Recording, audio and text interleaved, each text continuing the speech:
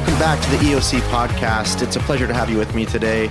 My name is Jeff Perkins, and I am going to be your host for this episode, and I am extremely honored to be joined today by the Statewide Interoperability Coordinator, or SWIC, for the state of North Carolina, Greg Hauser. Welcome to the show. Thanks for coming. Thanks, Jeff. I'm honored to be here, my friend. It's a pleasure to offer up to the podcast. I'm happy. Absolutely. And I will tell you, the pleasure is all mine, sir. So I'll just give the audience a quick overview of how cool Greg Hauser is and how cool interoperability is. Greg Hauser serves as the statewide interoperability coordinator for the North Carolina Division of Emergency Management, where he leads the state's Emergency Support Function 2, or ESF 2. Since joining North Carolina Emergency Management in 2018, Greg has been responsible for coordinating North Carolina's public safety communications strategy, overseeing interoperability planning, and guiding technology integration across local, state, and federal partners. Before joining NCEM, Greg spent 17 years with the Charlotte Fire Department, where he served as a telecommunicator and search and rescue communications specialist. His extensive field experience shaped his practical understanding of how technology, policy, and human relationships intersect in real-world emergencies. Nationally, Greg is recognized as a leader in the interoperability community. He currently serves as the vice chair of the National Council of Statewide Interoperability Coordinators, or NC-SWIC, helping shape national priorities for emergency communications and resilience. Over the course of his career, he has supported communications operations for major incidents and events, including the 2012 Democratic National Convention, Hurricanes, plural, Irene, Florence, Matthew, Dorian, and Helene last year, and served as an advisor for the 2016 and 2020 Republican National Conventions.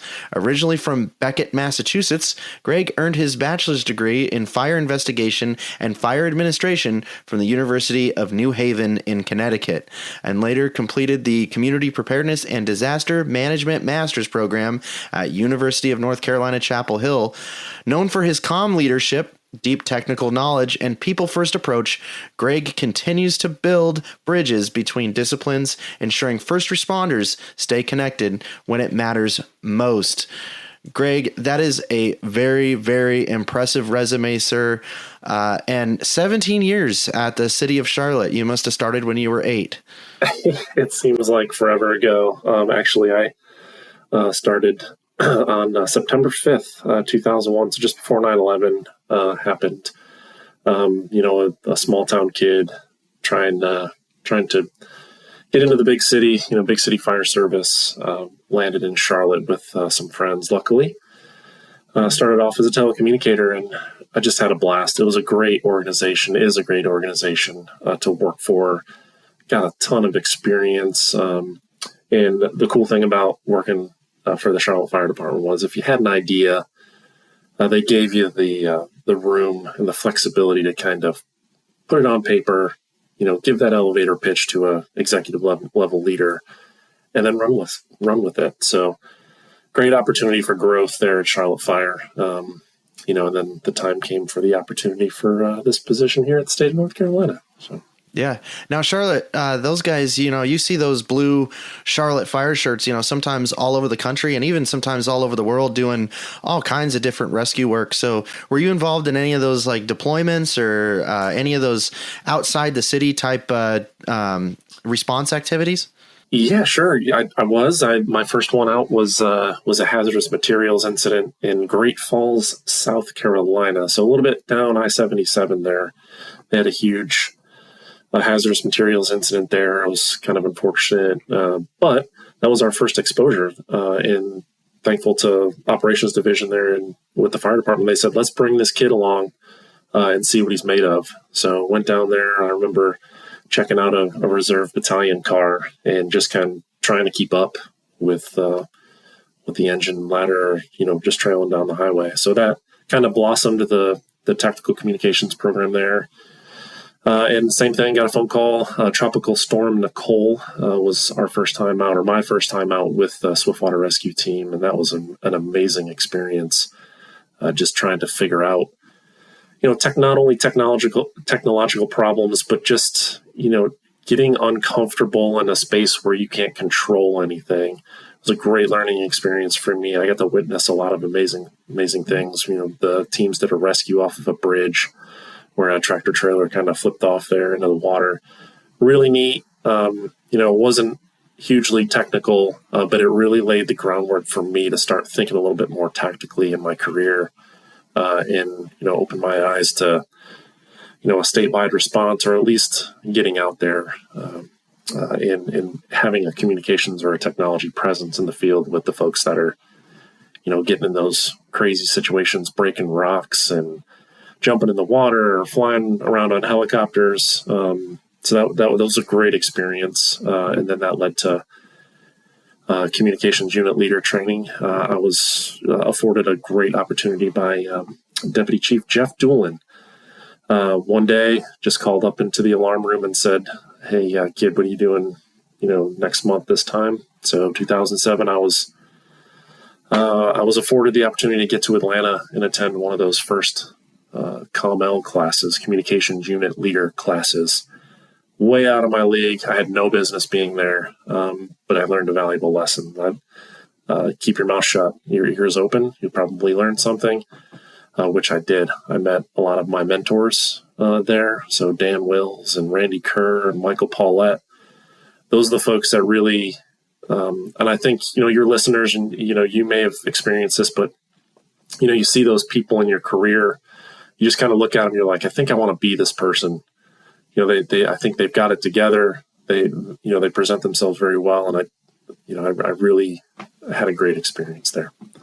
Yeah. And, some of those names you mentioned, if there was a Mount Rushmore of communication folks, some of those faces would definitely be on it. And I think you'd agree with that.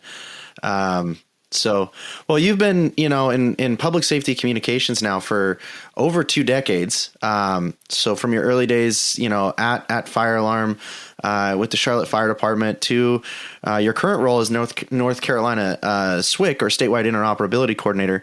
So what initially really drew you to this field in the first place?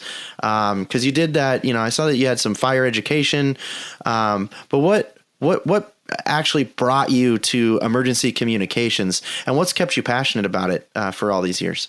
Yeah, sure. So, I love the fire service. I was born and raised around it. My family, my father and aunt and uncle, grandfather, grandmother, my mother was helped out at the firehouse all the time. Small town. We probably did maybe 80 calls a year. But I really loved it. I loved the fact that I could go down to the firehouse. It felt like a safe space to me. So went to college, I aspired to get in the fire service, want to be a firefighter. Didn't quite work out, right? I think a testament for our learning experience for everyone who's listening, right? You start out with an idea in your career of what you expect, and then what happens based on some decisions and some opportunities. You land in a place that may be different. So keeping that open mind, I'll completely honest with you. I went down to take that agility test and didn't work out. So I landed in fire alarm, and it was a blessing. I really found a home there and was able to still get my operational fix, the firehouse life. Fire alarm is at Fire Station 1. So, the back and forth banter of the fire service was still there, which I love and I miss. That kind of forged my vision or my desire to do something more, which I really hope your listeners can feel that or find that. So I always wanted to, have this position. I once the SWIC position started to come to fruition nationally, like that would be really cool to have. I get to try and figure out this huge puzzle, in what better way to do it than statewide and really dig in and find those issues. So that's kind of how I landed where I did. And I'm super lucky. Things happen for a reason. My mother always used to say that. You just got to keep your eyes open. Yeah, no, and everyone walks a different path, and it's not always straight, right? Sometimes you got to go around a bunch of corners, and sometimes you got to climb walls, or take a leap across a canyon. You never really know, right? So, me, I don't know if you knew this, but my vision of what my life was going to be is I was going to be a rapper. Yes. That's what I was going to do. So obviously, life has taken me in a different direction. And that's what's wonderful about life and this journey that we all walk on together. Right. So, really cool and really interesting that, you were able to have that experience, growing up around the firehouse and you got to still be there, so even though it wasn't exactly what you had drawn up, I think, somebody had a bigger plan in mind. And I think you're exactly on the path that you should be. So yeah, Jeff, I was a lousy firefighter anyway, man. To be honest with you, I wasn't really good at it. So my roommates in college will probably tell you, you're like, good move, dude. I think you followed the right path, buddy. But you've put on the boots, and you know what it's like. So now you get to lead with that experiential knowledge of what it's like. You know how critical the communications that you keep going are because you've been there. You've held the radio. Sure. You've done that. So I think that's really important. So now moving on to a different question here is, since being SWIC, you've been involved in some really big, events that have actually had historical significance in the United States. When you look back on those different events, those really big ones, which event do you feel shaped your approach to interoperability the most? That's a really good question. I think, when I started, I only had about 5 months on the job when Hurricane Florence hit, and that was my first opportunity to be in a position of leadership, not necessarily authority, but more leadership, and it was very humbling. I think to answer your question, I think each one of them provides something different. Each of them important. I could offer stories or examples of learning opportunities that I've had. But Florence was the first time that I was put in a position to actually be responsible for something this large, and it was a little bit stressful. But I had a plan, right? I've always wanted to be in that position, so I knew what to do. I kind of started laying out what I thought would happen. And then, I gathered a team of my friends around me. If anything, if you put some people around you that you trust, that think like you, and also you need someone who doesn't necessarily think like you, but kind of aligns with your plan, I think is important too. So we had a great team there. It was stressful. We worked a lot. There was a lot of damage, a lot of flooding, and some life lost there during Hurricane Florence. And it was the first time, to a mild extent, where my friends and part of my team were affected. Right. So we had, she was the 911 center manager down in Carteret County at the time, but also came from Charlotte Fire. She had significant damage to her home. So that's kind of tough when you have, your friends and, your teammates start to become affected. And obviously last year, Hurricane Helene defined my career, and a lot of our careers here in North Carolina. It was a tough one. You have things happen in your career, your professional life, or in your personal life, right? That kind of shape, shape what you've learned, and then put you to the test. And last year certainly did that for us here in North Carolina. Yeah, so I'm going to ask you to expand on that a little bit further. And when we talk about Hurricane Helene, obviously that's huge. A lot of people remember it because it was just last year, but it was also, it was different in many different ways than your normal typical hurricane. There was some people thought, well, we're not going to be impacted by that, and there was a lot of factors that went into making this as bad as it really ended up being. So, can you walk the listeners through the communications challenges that you and your team faced, and how your ESF2 response adapted in real time as things were unfolding? Yeah, sure. I think Helene was unprecedented during maybe a few days into it. You start to get kind of in a rut, in a leadership position.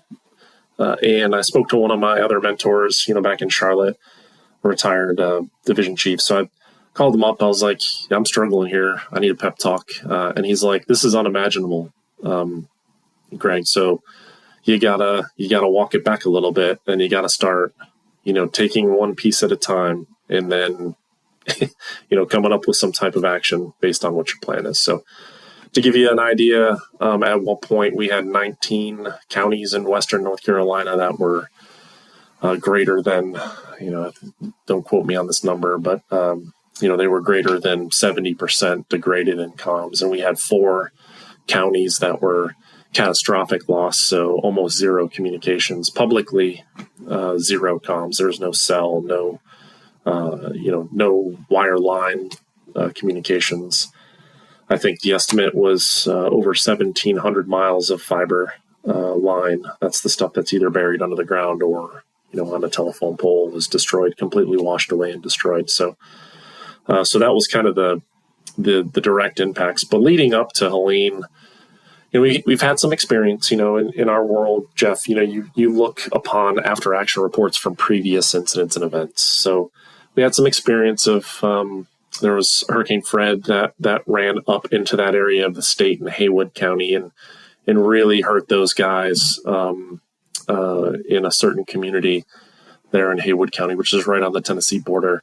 So we thought we were game planning just like for that. So we thought we knew there was going to be damage. We knew it was going to be impactful, but we didn't think it was going to be completely widespread. 19 to 22 counties just of significant damage and degradation to communications networks. So it caught us off guard, right? But in the end, I speak to a lot of our team in across sections within our organization, and I don't think any of us knew it would be this impactful, right? Hurricanes don't completely damage and destroy mountainous communities in North Carolina.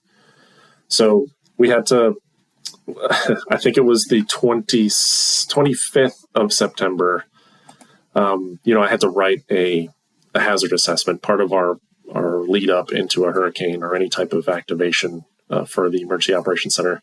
It's my job as the Emergency Support Function 2 lead is to write a hazard assessment or a risk analysis to the Operations Section Chief and in turn the Director of Emergency Management. So, I did write on there, and I distinctly remember it. I wrote, any landslides or moving earth will destroy landline or wireline communications.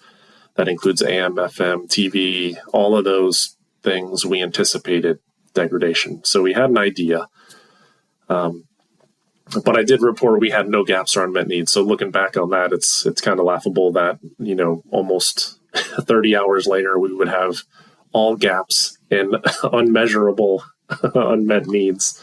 Yeah, if only you had a magic 8-ball or some way to predict the future, right? Sure. But then again, like I said before, Jeff, like if you know something is coming, right? The main thing that I do and I want to do is I want to surround myself with my friends. That makes me comfortable. I know these folks are invested in the mission. I know they understand what to do. So we just started that process. We had some overhead teams in the west and in the central part of the state because we didn't know. So we had our A team on the field, and then that night, the 27th, I believe, and again, I apologize if I'm missing dates and times, but I remember seeing a social media post in Raleigh on the evening of the 27th, and it was from. There's like a celebrity meteorologist in the Charlotte area. His name's Brad Panovich, like WX Brad. Everybody knows him. He's really trusted in the community, and he's really trusted in the western part of the state. So I remember seeing something. Somebody came in, they're like, "Hey, you got to read this. Something's going on." And it said that something life-changing has happened in western North Carolina. I think he said there's a horrible tragedy unfolding in North Carolina, eastern Tennessee, etc. And that immediately snapped us to be like, well, we need to start reaching out to people. And just one by one, we just couldn't get in touch with anyone. So that immediately changed our focus to almost like, you talk about adapting, right? So there's a process. Every hurricane or every incident has a process. You walk the process because that is how, that it's historically it's done that way. And it's important that you follow the process, because if you stray, other functions within emergency management that are following the process, you'll miss, right? You'll start to fragment, you'll start to silo, and then that's when we lose that interoperability piece. But that happened very fast. That happened, but it happened for a reason. And we started to settle in and say, it's okay that this is happening. So, well, when you think about that, if that just shows how important communications is, because even the people that usually would reach out and say, "Hey, here's our status," they weren't able to do that. And, it was at least WX Brad was able to, without even probably knowing it, be able to spin up the fact that where, hey, wait, we haven't heard from these people.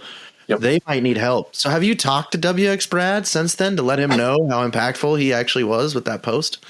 I have not, but he is very well known to our ESF2 or our tactical comms teams. He's very he's just like us, Jeff. He's a nerd, right? He's a geeky guy. Yeah. We love him, and one of our team members out there in Burke County is very close with him. They work together. They're we're lucky enough to have a meteorologist on our team, so they chat and they talk. But that's a good idea. I might reach out just to let them know that I appreciate that recommendation. Hey, it doesn't always have to be pretty, right? It just has to work. That's right. And people, I think, they band together a lot of the time when you talk about, the what ifs, right? So out here in the Pacific Northwest, our what if is the Cascadia subduction zone. And we know everything's going to be gone. It's going to be a very, very bad natural disaster. And, some people have, catastrophized and said, people are going to turn on each other, and it's going to be, like the when you watch the show Doomsday Preppers, it's going to be like complete civil unrest, and everyone's going to come unglued, and you're going to see the worst of humanity. But I actually tend to believe the opposite. The more that I've been involved in some of these really, major incidents, and I think that sometimes you see the best of people, honestly, when it's down and out. Everybody becomes, there's no more socioeconomic scale. Everybody's on the same scale at that point. So everybody's on the same slate. Nobody's above anybody else. And then you start to see some pretty good things from humanity, even if you've seen some pretty bad ones before. Couldn't agree with you more, sir. That's right on the money. And that happened. We were able to witness that. You have communities that band together and they start, working on priorities themselves. And they start talking about caring for each other and, finding those vulnerable populations of citizens to start the process of helping, right? You got to start somewhere. And I think everyone did that. I think it was after the awe of what was happening. I think everyone just started to say, let's just get out there. Like, we have no plan, but we do have some guiding principles to just get us started and get out there into the field and just to let folks know that we're out there. So that was very, very important. Yeah. Like, what's your mission statement, and how do you, put it in there? What are the incident objectives, and how do we, from the communication side, accomplish those? How do we help? But so during that, I'm curious. So there's been a lot of technology advancements in the realm of communications. How did North Carolina integrate some of these new evolving technologies, like Starlink or, any other satellite or broadband tools? What was the technology that you guys deployed to help, in the response to try to bring some of these counties that were impacted back online? Yeah, I mean, Starlink was huge, right? It's a new technology for us in North Carolina. I think we've always felt the need to have something like that. There was just a struggle prior to Helene. It's a lot of times in public safety, you don't put your foot on the gas to engage a newer technology because there isn't a need, which is really frustrating. We we were punched in the face with need, which made it very, very difficult for us to just. So we had none, right? We had no Starlink or low Earth orbit stuff in North Carolina at the time. There was some floating around, right? But then we had to reach out to our partners to dig in and do it. There was some stuff locally on some of our first strike teams out in the field where they were able to get in to some of these devastated areas. I think one of our first teams got into Yancey County, North Carolina, which is extreme, like right on the Tennessee border, very remote, very rural. They were able to get up there and get them connected. They had we call them a triple C, but for those that are familiar, it's the compact rapid deployable. We were able to get that in there along with a Starlink kit to just get them some situational awareness. You got to understand when your technology and your connectivity is completely gone and taken away, these communities were completely isolated, in some cases for days. It took us a long time to physically get to a lot of these places to get them connectivity. And a lot of those first interactions just from debriefs from a lot of the comms teams, and it was very surreal. So they're saying, is it like this anywhere else, or is it just us? And I think the power of it is, a technology that we do have in North Carolina. It's called the Emergency Services IP Network, or EZINet, and it's a network that allows 911 calls to transit across the network to other parts of North Carolina. So worked really well. But a lot of those 911 centers that, they just kind of went quiet when everything went down and fell down around them. They really had no idea what was happening, which is scary. It's a very scary place to be for them. I know in one case, I think one of our CompTs, they were going to get them back online. And he said, I don't know if you guys are ready for what I'm about to do. So they had a conversation. They got the shift together and they had a quick huddle, and it was like, this is not going to be good, because when I turn this on, you guys are going to be you guys are going to be thrown into this like everybody else. So right, yeah, so you can't put the cat back in the bag, right?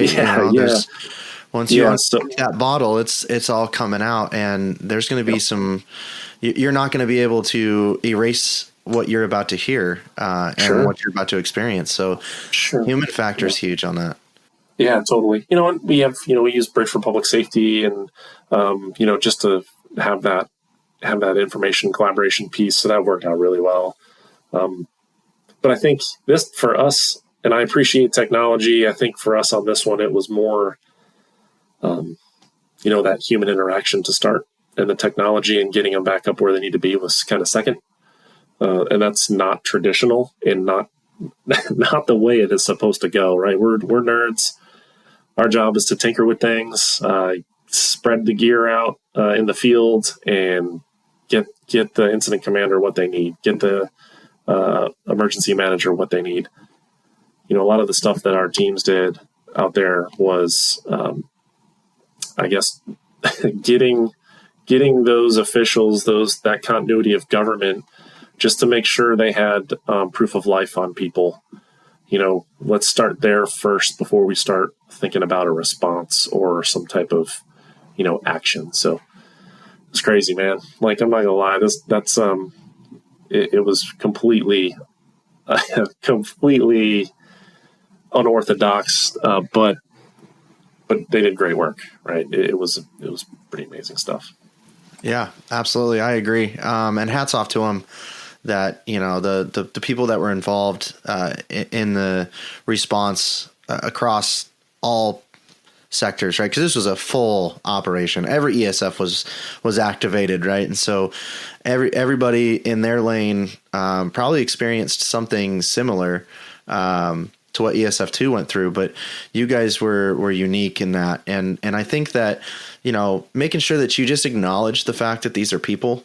Not only are the people that are impacted people, but the people that are performing the restoration work, whether it's the private sector or even the ComTs that are out there in the field, they're all people.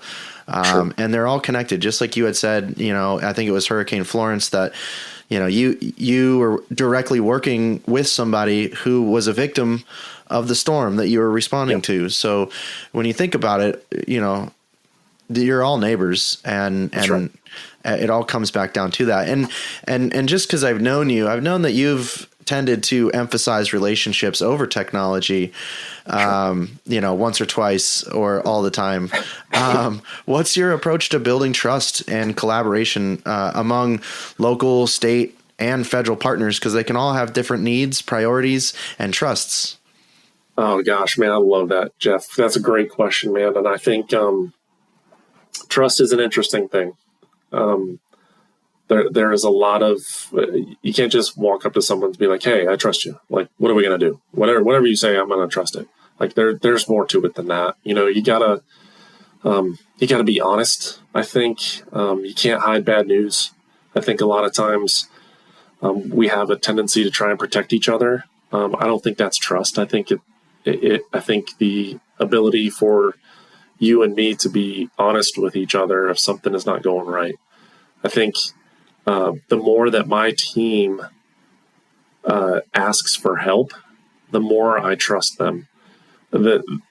I know all of our folks, and I know all of us in this industry are going to do our best, right? We wouldn't be doing this if we didn't do our best. I think it's the point for which you start asking for help is where you've started to grow into that more advanced, skilled, technical person. I think always doing right by those in need is important. For that trust factor, if I know that your decision process is always going to benefit the person that you're serving, regardless of whether it might break a couple rules here and there, right? We want to play by the rules, but I want to know that you're doing the right thing. That's important. I think sometimes once you get really skilled and you get in a position where you think you've mastered something, right? There's this tendency to, I don't want to say judge, but I think I feel if I'm going to trust you, I have to know that you're willing to do a basic task. If you think you're better than everyone else, you won't succeed on our team. Right. No one's too good to take out the trash, right? Right. And I think sometimes that is the one thing that person needs. They don't need a technical solution. They don't need, they don't need a Starlink. They don't need an 800 megahertz radio. They need someone to sit and look at them and say, I'm right here, dude. Like, if you want to take 5 minutes, just give me 5 minutes in your chair. That's it. If you give me 5 minutes, I'll give you an hour. Like, I can get you an hour. I think those little things add up to big things. And I think that's where trust is built and it's fostered.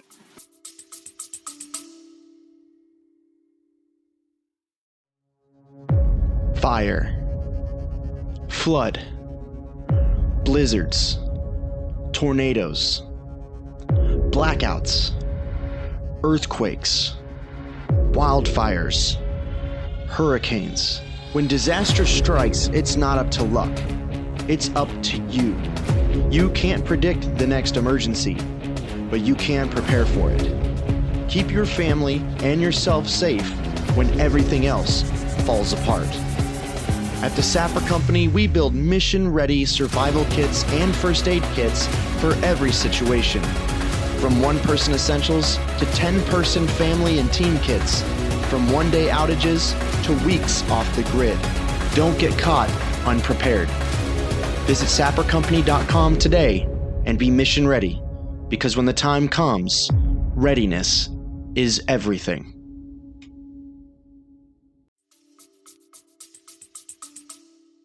Yeah, absolutely. And, you got to have, a good moral compass that's guiding you, right? And sure. And I always say, if I do something, and I've been known to, agitate some leaders in different agencies, and then, it'll come back to the question of why, right? So when someone asks me, why did you do this? Why did you take this action? And I know that as long as I'm doing the right thing at the right time for the right reasons, I will be able to justify whatever comes from it.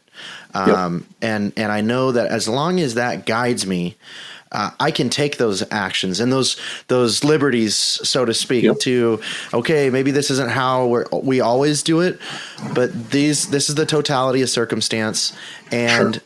I'm doing the right thing at the right time for the right reasons. And so whatever consequences come from that, I'll be able to look at myself in the mirror and say, at least I did something, because I don't know how I would feel looking at myself in the mirror if, when talking about the consequences from not doing something. Right on. You're exactly right. And I think that sometimes gets us a little bit derailed on what we're trying to do, right? If we would rather overcomplicate a situation when you just keep it simple, keep it easy, keep it simple, do the right thing. Kiss method, right? That's right. That's right. It all boils back down to that, basic dispatcher training. Keep it simple.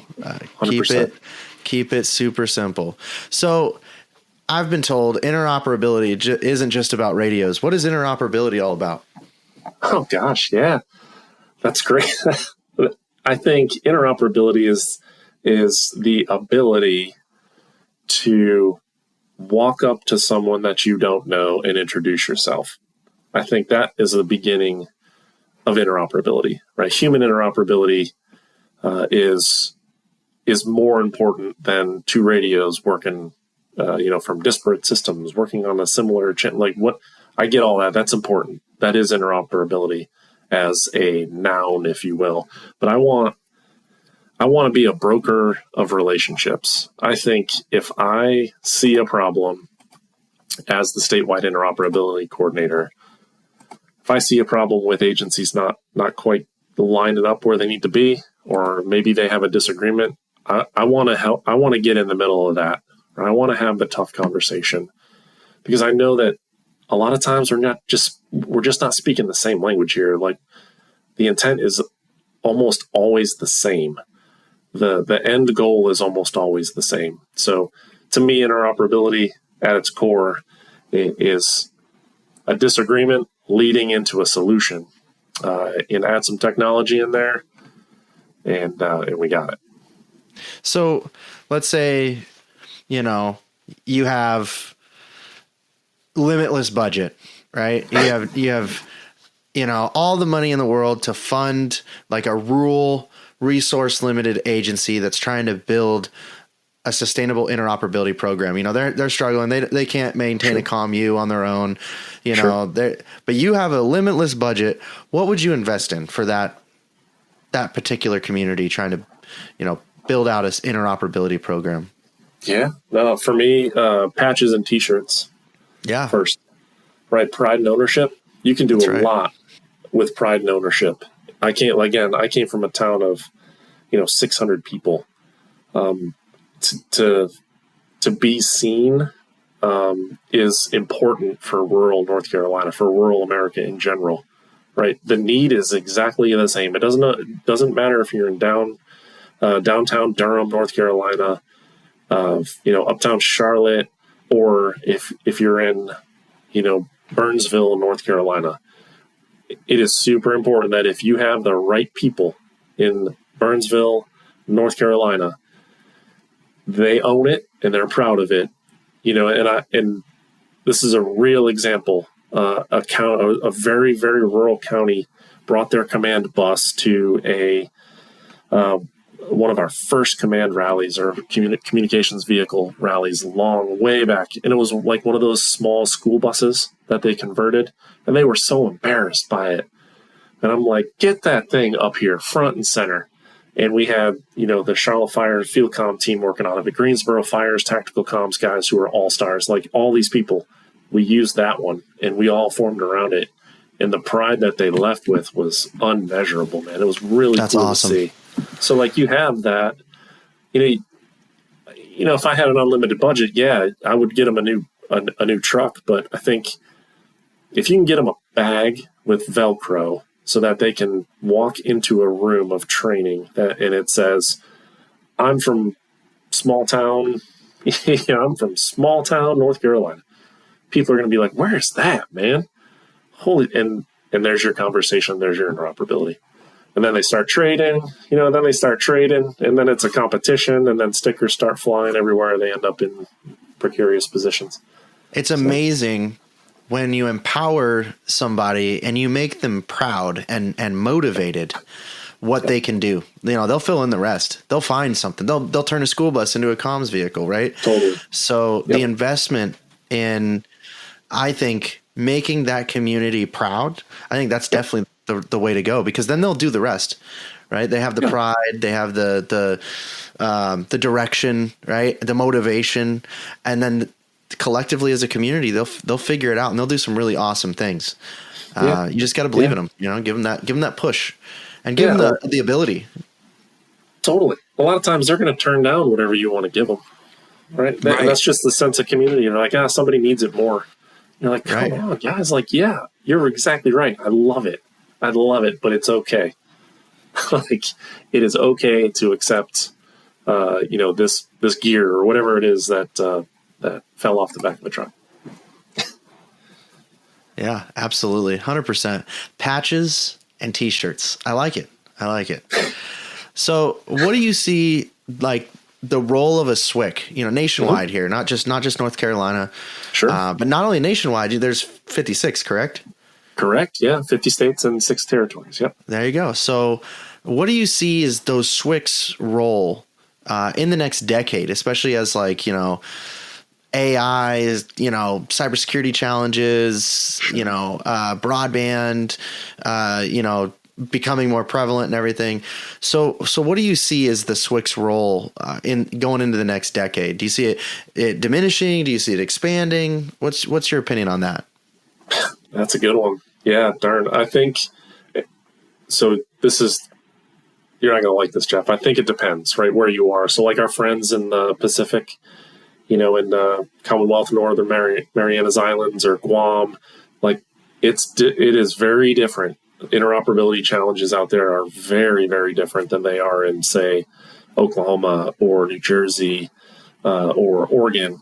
I think it is important as we move forward, as technology advances so fast, right?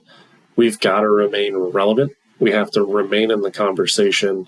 And I think it's common amongst the industry, right, to say, well, all these networks and things are all becoming IT based, right? That's cool, right? That's how technology kind of is going. But we have to remember, right? There's always a reset of that at some point. Like we got our reset September 26th, 2004.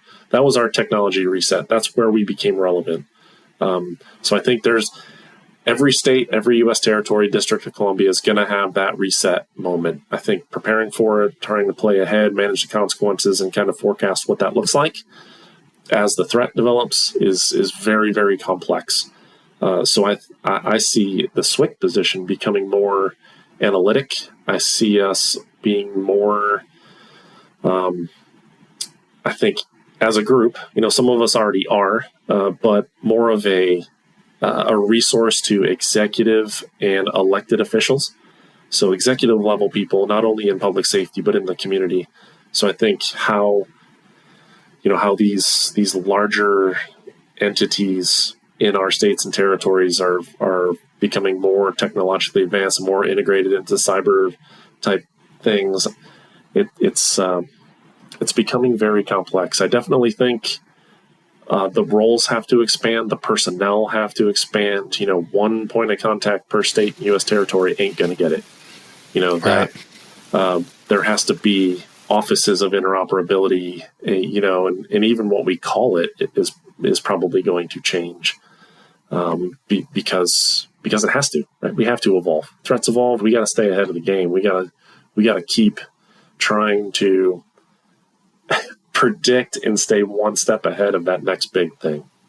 Yeah. Now, being vice chair of the National Council of SWICs, what has been some challenges with that? Because obviously there's been a force reduction on the federal side. Sure. Obviously, and from my understanding, there's some federal involvement in NC SWIC. Can you elaborate on what that involvement is, and if there's been any disruption, and what the impacts felt throughout the states and territories for SWICs have been since then, and what's the plan going forward? Yeah, sure. So I think our public safety in general, you have a one up and a one down look, right? So you have the people that you serve, and then you have that coordination look upward. So in a state, territory, District of Columbia, that one up look is to a federal agency. It's called CISA, so Cyber Security and Infrastructure Security Agency. So like every other federal agency, they were impacted, by the reductions in force and things like that. So also some contract staff, they were that was reduced as well. CISA provides, it's called technical assistance. So a state or a territory or District of Columbia that can reach out to our emergency communications coordinators with CISA. There's one for each region. Sometimes there's two. You reach out and be like, hey, North Carolina's having trouble. We can't get over the hump with this problem. And then they bring in some subject matter experts and then come up with a process, an exercise, a document, whatever that looks like. There's that assistance there. And that was free. Right. So we've seen that kind of reduce way down, unfortunately. But, I think us as SWICs, we're used to roadblocks, right? We're used to stuff, this isn't going to work here. We're going to have to reduce here or stuff like that. So we're kind of used to that. Obviously, we didn't want this. We don't have any control over it, but we didn't want it. It kind of sets us back a little bit. But I can tell you one thing that's come out of it, which is really, really cool. We used to meet twice a year, all the SWICs. We would get together and have, 3-4 days of just collaboration, getting together with my peers, the people that I respect, the people that do the same work as me. There's a lot of amazing and brilliant SWICs out there. And each of the SWICs are unique, right? And equally as passionate, right? But asking the SWIC of Montana how they deal with an issue, and then hearing from the SWIC of Georgia about that same issue, it's two totally different things, but equally as passionate and equally as they both work, right? So it's super neat to see that. So we went from meeting twice in person. That's kind of been put on the back burner for now.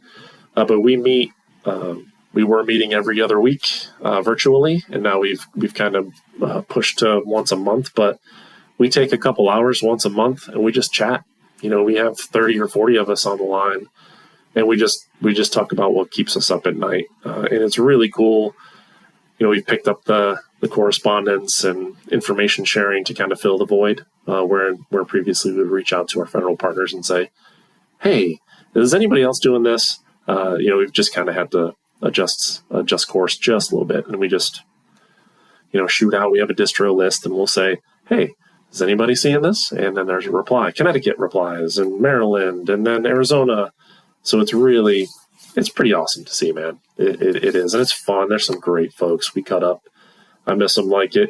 Our in-person stuff is usually a hoot. We all get together, and a lot of times, the stuff we would write down on a bar napkin ends up being a governance document somewhere. It's pretty neat to see.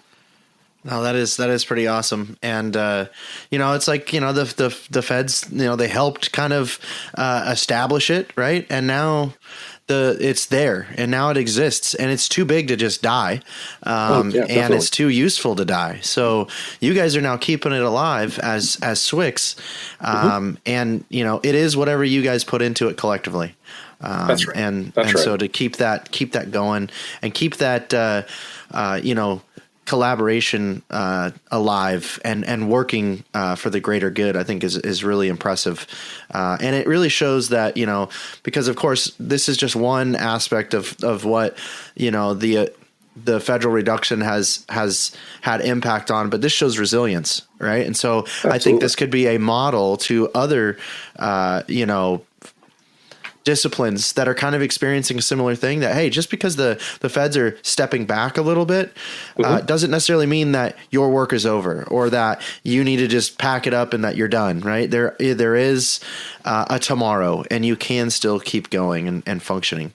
Yeah, it's time for you to step up, right? It's time for the states to step up. Use what we've learned from, our contract support and our friends and at the federal, at the federal agency level, and it's time to step up. Let's do it. Let's hold the fort down until it gets squared away. Yeah, absolutely. So I just got a couple more questions for you, Greg, and then I'll let you go. I'm going to be respectful of your time here, but if you weren't doing this, man, what would you be doing right now? If you weren't the SWIC in North Carolina, what would Greg Hauser be doing right now? Man, that's a great question too. I've always thought about that. I once got called into a fire chief's office, and when I was, younger in my career, and he said, "What do you want? Like, what do you want to do?"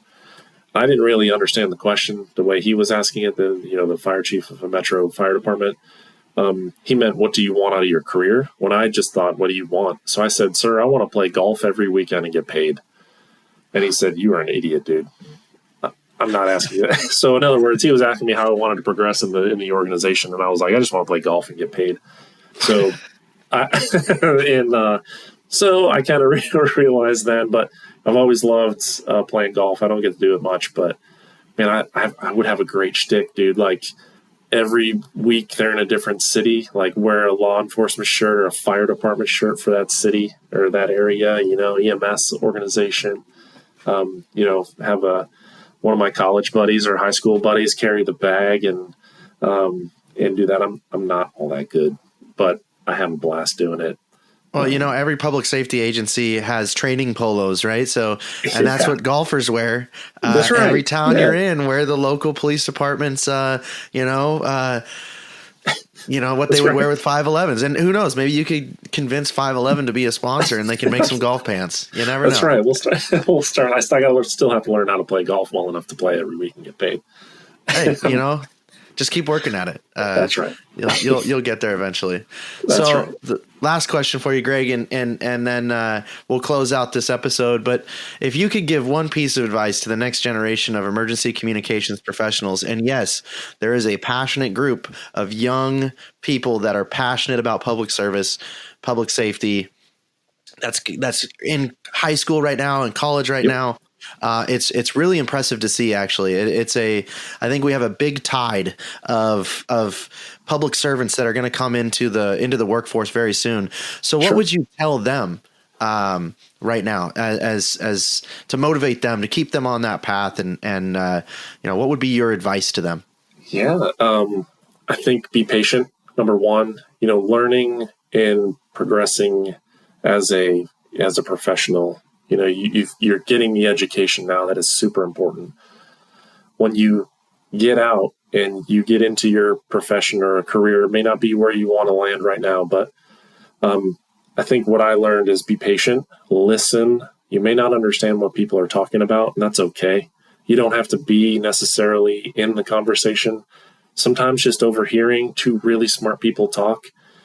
I remember, again, two of my mentors, two of the original comms folks here in North Carolina, I had no idea what they were saying, man. They were talking about crazy stuff, but I remembered keywords, and I would go home and I would research what they were talking about. And then the next time I was around them and heard stuff, like I could put two and two together, and I would start to understand. I'm like, holy cow, I think I can do this. Like I'm starting to understand them, that I think also protect what you value.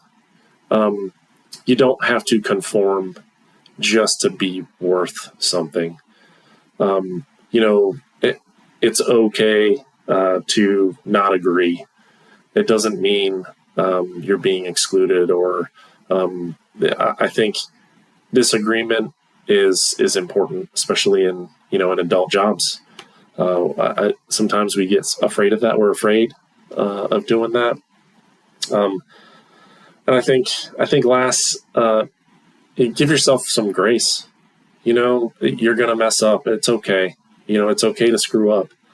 But it's what you do after you screw up, that's going to define your career. So if you take the time to fix what you've screwed up, admit that you've screwed up, give yourself some grace. It's okay. Don't beat yourself up about it. Those things are going to lead to those interactions and those scenarios where you're going to hit home runs. You're going to do great things. And then you're going to be in a position of giving other people advice. So go after it. Excellent advice, sir. Thank you very much. Greg Hauser, I want to thank you so much for joining me today on the EOC podcast. It was excellent to have you. I really appreciate your insight, and thank you for everything that you've done for not only the state of North Carolina and all of your impact that you've had there, but as well as shaping the way that interoperability looks like throughout the rest of the United States. Thank you so much for your time today. I really appreciate it. Thanks, Jeff. I appreciate you. Looking forward to seeing you again. I miss you, buddy. Absolutely. I miss you as well. And I miss your Southern hospitality because you show it better than anybody else. So I look forward to the next time that you can carry my bags up to my hotel room for me when I'm visiting North Carolina, because you're just that kind of guy. Not only do I want to thank Greg Hauser, but I want to thank everybody for tuning into this podcast. I am very excited about the next lineup of guests that we're going to have. Thanks again for joining me, Greg, and everybody else. And we'll see you on the next episode.